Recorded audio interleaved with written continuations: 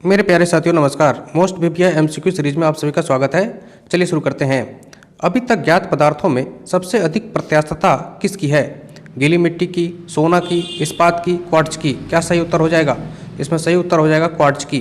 देखिए, अब प्रत्यास्थता क्या होता है इसको समझिए। जब किसी पदार्थ पर जब आप बल लगाते हैं और फिर जब बल हटाते हैं तो उसे पुनः वापस आने की जो क्षमता है उस पदार्थ में, उसको ही हम प्रत्यास्थता कहते हैं, है ना। किसी चीज़ को आप बल लगा करके दबा दिए, अब फिर जब बल हटा दिए तो फिर से वापस आने की जो क्षमता है, वापस अपने शेप में आने की जो क्षमता है, उसको ही प्रत्यास्थता कहते हैं। तो गीली मिट्टी में जो प्रत्यास्थता होता है बहुत कम होता है, नहीं के बराबर होता है। जब गीली मिट्टी पर आप बल लगाएंगे फिर जब बल हटाएंगे तो वह पुनः वापस नहीं आएगी, वैसे का जैसा शेप बन गया वैसा ही रहेगा। सोना में हर प्रकार के मेटल में कुछ न कुछ प्रत्यास्थता का गुण होता है, ठीक है ना। प्रहार करेंगे तो वो हल्का सा दबेगा फिर पुनः वापस आ जाता है। तो सोना में, इस्पात में ये प्रत्यास्थता होता है। क्वार्ट्ज में क्या होता है? सबसे अधिक प्रत्यास्थता होता है, ठीक है ना। तो ये चीज़ पूछा जा रहा था। नेक्स्ट क्वेश्चन पर चलते हैं। परम शून्य ताप पर गैस के अणुओं की गतिज ऊर्जा का मान कितना होता है? परम शून्य ताप पर जो है क्या होता है कि गैस का जो गतिज ऊर्जा होता है, अणुओं का गतिज ऊर्जा, वो होता है आपका शून्य। क्योंकि देखिए, परम शून्य ताप का मतलब होता है -273.15 डिग्री सी। अब देखिए, इससे नीचे कोई ताप नहीं हो सकता, इसी को परम शून्य ताप कहते हैं। -273.15 डिग्री सी से नीचे कोई भी ताप नहीं हो सकता, इसी को कहते हैं जो है आपका परम शून्य ताप। अब इस ताप से नीचे जाने पर जो है गैस का जो गतिज ऊर्जा हो जाएगा वो क्या हो जाएगा? शून्य। अब देखिए, गैस में जब ताप जो बढ़ता है तो उसके अणुओं का जो गतिज ऊर्जा है वो बढ़ने लगता है, मतलब इधर उधर भागने की प्रवृत्ति उसमें बढ़ने लगती है। चूंकि क्या है कि गैस जो जिन अणुओं से मिलकर बना है उनके छोटे छोटे अणु, वो उसमें जो है पकड़ बहुत कम है, आपस में जुड़ाव बल वो कम है, कमजोर है, इसलिए इधर उधर भागने की प्रवृत्ति उसमें ज़्यादा होती है गैस में, ठीक है ना। तो ये यहाँ कहा जा रहा था कि एकदम मिनिमम टेम्परेचर कर दिया जाए, मतलब परम शून्य ताप कर दिया जाए तो गैस की जो है अणुओं की गतिज ऊर्जा क्या होगी भाई? तो वह शून्य हो जाएगी, ठीक है ना। निम्न में से किसे प्लास्टर ऑफ पेरिस भी कहते हैं? इसका सही उत्तर हो जाएगा कैल्शियम सल्फेट हेमीहाइड्रेट। देखिए, जो प्लास्टर ऑफ पेरिस होता है CuSO4 ½ H2O इसका फार्मूला होता है, ठीक है ना, प्लास्टर ऑफ पेरिस का। तो ½ H2O को ही हेमीहाइड्रेट कहा गया है, मतलब कैल्शियम सल्फेट CuSO4 हो गया और ½ H2O क्या हो गया? हेमीहाइड्रेट हो गया है। तो इसे ही प्लास्टर ऑफ पेरिस कहते हैं। प्लास्टर ऑफ पेरिस का बहुत सी चीज़ों में काम आता है, जैसे आपका मूर्ति बनाने में, है ना, शल्य चिकित्सा करने में, जब हड्डी पुट्टी टूट जाता है तो प्लास्टर वस्टर किया जाता है ना, पेंटिंग वेंटिंग कराने में, है ना, जब चूना वूना ये सब बनाने में, पेंट बनाने में, ये सब में काम आता है। देखिए, क्वेश्चन जो है ना बहुत ही इंपॉर्टेंट क्वेश्चन सबको सिलेक्ट किया जा रहा है, जो कि पीसीएस परीक्षा में ही पूछा गया इंपॉर्टेंट क्वेश्चन, वैसे ही प्रश्नों को उठाया जा रहा है जो कि पीसीएस परीक्षा के लिए महत्वपूर्ण साबित होगा। यूपी पीसीएस, जेपीएससी, है ना, बिहार पीसीएस आदि आदि से क्वेश्चन को उठाया जा रहा है। फोटोग्राफी में किस हाइपो रसायन का प्रयोग किया जाता है? देखिए, फोटोग्राफी में जो है इनमें से किस हाइपो रसायन का प्रयोग किया जाता है? Sodium chloride, copper sulphate, sodium thiosulphate, potassium thiosulphate. क्या चीज़ का प्रयोग होता है? तो सही उत्तर हो जाएगा आपका बी, सोडियम थायोसल्फेट का। सोडियम थायोसल्फेट का जो है आपको फोटोग्राफी में प्रयोग में लाया जाता है। अब देखिए, नेक्स्ट क्वेश्चन है, गोताखोरों को सांस लेने के लिए ऑक्सीजन के साथ किस गैस का मिश्रण बनाया जाता है? गोताखोर जब समुद्र में घुसते हैं या किसी जब कोई डूब जाता है या कुछ जो जहाज वगैरह डूब जाता है तो उसकी खोज करने के लिए जो गोताखोर डूबते हैं तो उसमें जो है पीठ पर सिलेंडर लाद करके मुंह में जो है उसका जो मास्क पहन करके सांस लेने के लिए कृत्रिम सांस, तो उसमें वो जो कौन सा गैस होता है? तो ऑक्सीजन के साथ आपका कौन सा गैस मिला रहता है? हीलियम गैस मिला रहता है। तो गोताखोरों को सांस लेने के लिए ऑक्सीजन के साथ कौन सा गैस की आवश्यकता पड़ती है? हीलियम की। उस सिलेंडर में ऑक्सीजन और हीलियम का मिश्रण मिला रहता है, ठीक है ना। नेक्स्ट क्वेश्चन पर चलिए। मोती मुख्य रूप से किसका बना होता है? मोती जो है पानी में बनता है ना, मोती ये मुख्य रूप से किसका बना होता है? तो यह होता है आपका कैल्शियम कार्बोनेट का, CaCO3। कैल्शियम कार्बोनेट का क्या फॉर्मूला होता है? CaCO3, है ना, कैल्शियम कार्बोनेट का। नेक्स्ट क्वेश्चन देखिए, एक मनुष्य के शरीर का ताप के पैमाने पर कितना है? ताप हमेशा नियत रहता है, जो भिन्न है, मतलब है कि जो है एक मनुष्य का जो ताप होता है वह अलग अलग पैमानों पर क्या हो सकता है, इसको समझने का प्रयास करिए।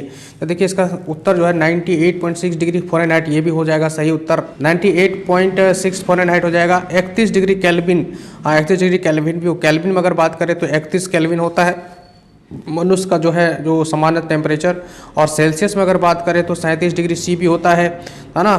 तो ये चीज़ आपका आंसर हो जाएगा, तीनों आंसर हो जाएगा, है ना। ये है, यहाँ पर गलती लिख दिया, तीनों आंसर हो जाएगा A B C, ठीक है।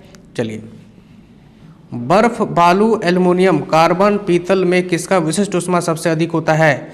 देखिए इसमें जो है सबसे अधिक विशिष्ट ऊष्मा जो होता है बर्फ, कार्बन, बालू, पीतल में तो बर्फ का होता है। हालांकि पानी का विशिष्ट ऊष्मा सबसे अधिक होता है, 1 होता है ना। बाकी जितना भी पदार्थ है उसका 1 से कम ही होता है, 0.8, 0.5, 0. मतलब बर्फ का होता है 0.5। बाकी का जो अभी ये सब पदार्थ है कार्बन, बालू, पीतल, इस सब का और भी कम होता चला जाता है। ठीक है ना, विशिष्ट ऊष्मा ये चीज़ है। सबसे एक किसका होता है? पानी का। और बर्फ का कितना होता है? 0.5। तो इस ऑप्शन के अनुसार देखें तो सब बर्फ का विशिष्ट ऊष्मा सबसे अधिक होगा। आगे बढ़ते हैं। सबसे भारी धातु और सबसे हल्की धातु क्रमशः कौन सा है? दुनिया में सबसे भारी धातु को जो गिनती में आता है वो कौन सा धातु है, वो आपको बताइए। सबसे भारी धातु ओस्मियम है। सबसे भारी धातु कौन है? ओस्मियम है। और सबसे हल्का लिथियम है। ठीक है ना, ये आपको ध्यान में रखना चाहिए। ऑप्शन ए हो जाएगा आंसर। नेक्स्ट क्वेश्चन देखिए, मिश्रण के संदर्भ में कौन सा युग्म गलत है? मिश्रण के संदर्भ में कौन सा युग्म गलत है इसको बताना है। देखिए, द्रव गैस का मिश्रण सोडा वाटर, ये तो सही है। ठोस का मिश्रण बारूद और पीतल, ये भी सही है। गैस का मिश्रण वायु और प्रोड्यूसर गैस, ये जो है गैस का मिश्रण, ये भी सही है। ठोस और गैस का मिश्रण जलवाष्प और आर्गन, ये तो जलवाष्प भी गैस होता है, आर्गन भी गैस ही है। ये दोनों का जो है मिलन आपको क्या कहेंगे? तो यहाँ पर गैस होना चाहिए, तो ये मैचिंग गलत था, ये गलत ढूंढना था। तो डी आंसर हो जाएगा।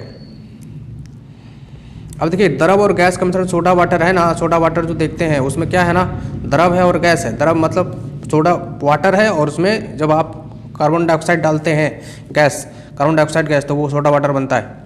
पेट्रोलियम के विभिन्न संघटकों को किस विधि से पृथक करते हैं? पेट्रोलियम में जैसे क्रूड ऑयल जमीन से निकलता है धरती के अंदर से, तो उसमें बहुत सारा जो है पेट्रोलियम पदार्थ निकलते हैं। जैसे आपका जो है पेट्रोल हो गया, डीजल हो गया, केरोसिन हो गया, आदि आदि। तो सभी का जो है अपना अपना अलग अलग जो है उसका डेंसिटी होता है। और उसका जो है आपका भाप बिंदु भी उसका अलग अलग होता है, क्वथना का बिंदु अलग अलग होता है। इसलिए जो है इसको प्रभाजी आसवन विधि से सभी मटेरियल को अलग कर लिया जाता है। प्रभाजी आसवन विधि है ना। ये दरियापंथी संप्रदाय के संस्थापक कौन थे? दरियापंथी संप्रदाय के जो संस्थापक थे वो थे आपका जो है दरिया साहब, है ना। किस मुगल शासक ने पटना में कोर्ट ऑफ जस्टिस दारुल अदल का निर्माण करवाया था? तो मुगल शासक ने कौन थे जो पटना में कोर्ट ऑफ जस्टिस, है ना, कोर्ट ऑफ जस्टिस न्यायालय गठित करवाया था, है ना। तो वो कराया था औरंगजेब ने। ठीक है। निम्न में से कौन सा कथन शेरशाह के संबंध में असत्य है? इन्होंने ग्रैंड ट्रंक रोड का मरम्मत करवाई थी। शेरशाह के द्वारा डाक प्रथा का प्रचलन हुआ था। इन्होंने किला-ए-कुतुब मस्जिद का निर्माण पटना में किया था। और इन्होंने इस्लामिक शैली में निर्मित शेरशाह का मकबरा सासाराम में बनाया था। तो देखिए इसमें जो है इस्लामिक शैली में बनाया था, ये तो बात सही है। शेरशाह के द्वारा डाक प्रथा का प्रचलन किया था, ये भी बात सही है। इन्होंने ग्रैंड ट्रंक रोड की मरम्मत कराई थी, है ना, तो ये भी बात सही है। सड़क आजम के नाम से ग्रैंड ट्रंक रोड को मरम्मत करवाई थी। लेकिन ये जो बात है, इन्होंने किला-ए-कुतुब मस्जिद बनाए थे जरूर, लेकिन बनाए थे कहाँ? दिल्ली में। यहाँ ऑप्शन दे दिया पटना में, तो इसका मतलब गलत ढूंढना था, तो ये आपको सी आंसर हो जाएगा। ठीक है। महात्मा बुद्ध का समकालीन शासन निम्न में से कौन था? समकालीन शासक, तो महात्मा बुद्ध के समय में जो उनके समकालीन शासक थे बिंबिसार, हर्यक वंश के संस्थापक। और कौन से? अजातशत्रु, इसी बिंबिसार के पुत्र, जो कि अजातशत्रु ने महात्मा बुद्ध को, बौद्ध धर्म को भी अपनाया था। ठीक है ना। और उनके संरक्षक भी थे, मतलब बौद्ध धर्म को जो है प्रचार प्रसार करने में भी कंट्रीब्यूशन दे रहे थे। ठीक है, ये है। तो बिंबिसार हालांकि जैन धर्म को ज़्यादा बढ़ावा दे रहे थे, लेकिन उनके पुत्र अजातशत्रु किसको दे रहे थे? तो आपको बौद्ध धर्म को। तो ये चीज़ है। तो बिंबिसार और अजातशत्रु।